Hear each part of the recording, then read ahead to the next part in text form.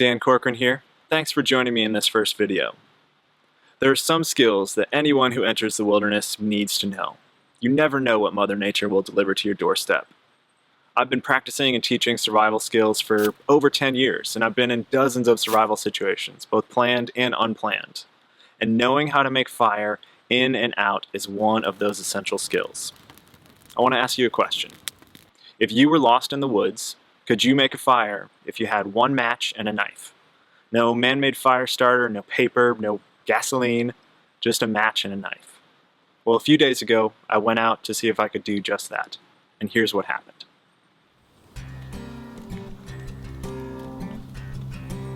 It's been raining for the last 5 days, and I'm going to test my skills out, see if I can get a fire going using my knife and just one match. So I'm going to have to be really diligent with making sure everything I gather is either dry or I find the driest part of that material. So come along for the ride. I'm going to test my skills out and see if I can get a fire under extremely wet conditions.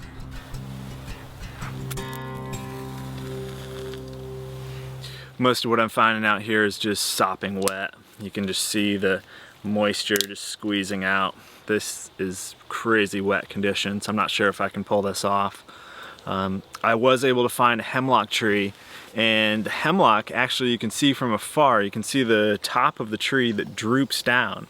And so I'm standing on a slightly open area and saw a hemlock tree from afar. And the hemlock tree is pretty amazing. I mean, it has foliage that from the top all the way down to the ground just covers a huge area. And so if you can find a tree that has foliage that goes all the way to the ground, whether it's a hemlock or not, you can often find dry twigs at the very bottom that are easily reachable and that are relatively dry. Now, nothing out here is bone dry. I mean, the humidity level is off the charts right now, and so I'm doing my best to find the driest stuff possible. So I'm gonna harvest some of this hemlock and probably tuck it inside of my shirt for right now, and that will help dry things out a little bit. So we'll see if we can do this.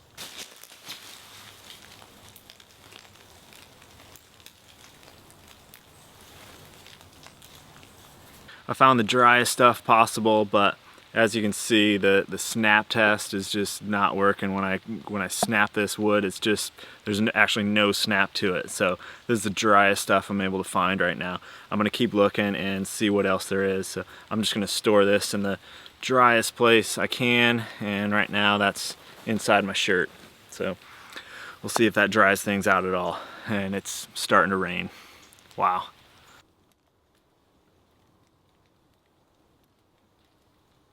Alright, walking through the forest, I found this fallen cedar tree, and it looks like it's been dead for a few years. The bark is starting to peel off and it's splintered nicely, so I think I can access it with just my hands, and if not, I have a knife that I can use to pry it open or carve it down. So when you can't find enough dry material just from gathering things in the woods, then you can make things that are dry. So what I mean by that is you can carve out the exterior wet areas, and on the inside often you'll find nice dry material. So that's what I'm going to do. I'm going to peel this apart and carve it up, try to find the driest possible interior wood, and then use that for my kindling. So let's see what I can find with it.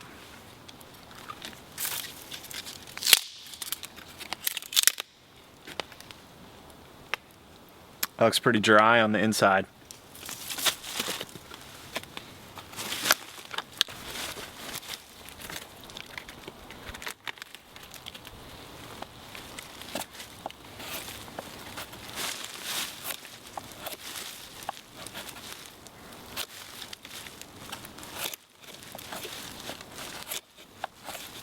After doing some excavation, I found a nice piece of dry material that was under the bark, under that first layer of wet wood, and carved off this exterior piece.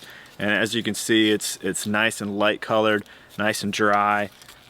It's got a little bit of a snap to it, not as crisp as if it was peak summer sitting in the sunshine, but this is as good as it gets out here. So I'm really excited about this find, and I'm feeling a little more hopeful right now.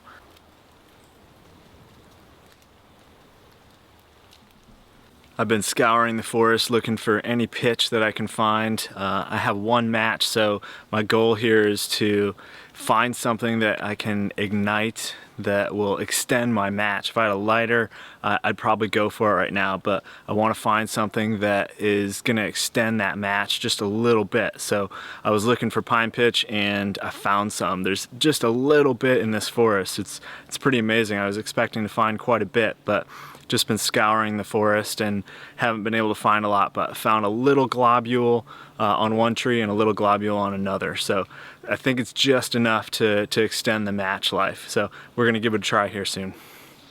Okay, we have all of our supplies. We have pitch, we have some dry kindling, we have some relatively dry fuel, we have a match, and we have a knife. So now we need to do a little bit of preparation.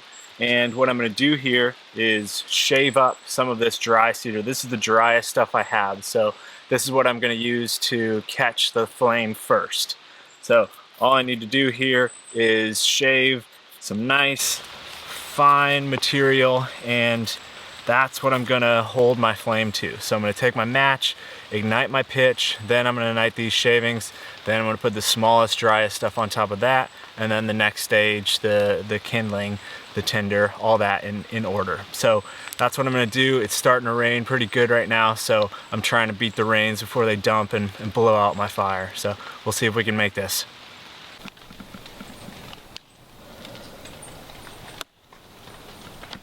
Alright, I've created a nice pile of cedar shavings. We're almost ready to go. I want to tell you about a few things that I've done in preparation before I'm going to actually light my fire.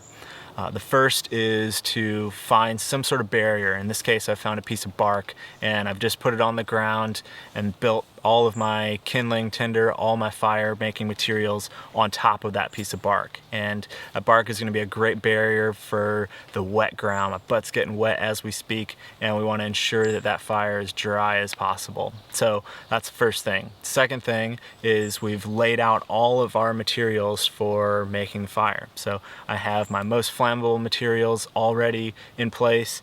Then I have my hemlock, which is really dry and small. Then I have my slightly larger twigs that are a little bit wet. Then I have my fuel. So that's the second thing. If you try to make a teepee structure or a log cabin structure when all your materials are wet, you end up fidgeting with things and you have to move twigs around and make sure you're catching all the flame. So for me, it's easiest to lay out all of these materials in one place and then add them as they're ready. That's the second thing. A third is I've taken a piece of dry wood and I've placed that on top of the bark, and then I put the kindling on top of that. So the reason for that is a little bit of airspace, an inch or two in between the kindling and the bark, is going to allow that flame to light those bottom pieces of kindling. Often if you have your kindling right on the ground, there's not enough space for that fire to catch. So those are the three things to prepare, and we're ready to light this thing.